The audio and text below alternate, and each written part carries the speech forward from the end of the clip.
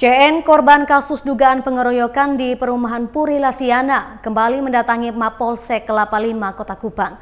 Korban mempertanyakan perkembangan penyidikan kasus yang menimpa dirinya.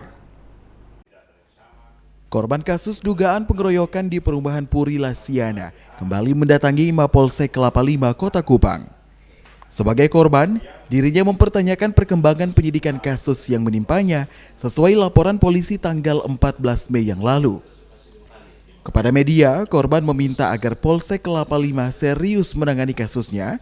Menurutnya persoalan ini sudah lama dan sampai saat ini salah satu terduga pelaku belum ditetapkan sebagai tersangka. Bahkan pelaku yang sudah ditetapkan sebagai tersangka belum ditahan oleh pihak kepolisian. Ke Polsek Kelapa Lima untuk menanyakan penanganan kasus sudah sampai di mana, penetapan tersangka perkembangannya sampai di mana. Saya sebagai korban, saya berharap kasus ini cepat berjalan sehingga cepat selesailah dalam kasus pengeroyokan 170, karena penanganan kasus ini masih satu yang belum ditetapkan sebagai tersangka, baru satu penetapan tersangka, dan saya berharap Polsek Kelapa Lima bisa mengambil satu penanganan kasus itu dengan cepat, tepat dan tuntas.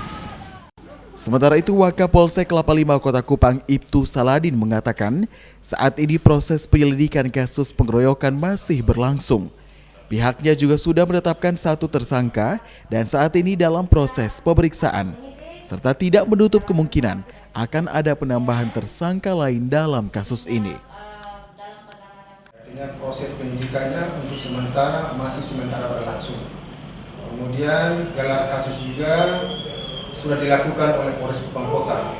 Jadi untuk sementara dari Polsek Kelapa Lima sudah menetapkan satu tersangka. Jadi untuk selanjutnya tidak menutup kemungkinan nanti suatu saat lagi akan ada tersangka baru.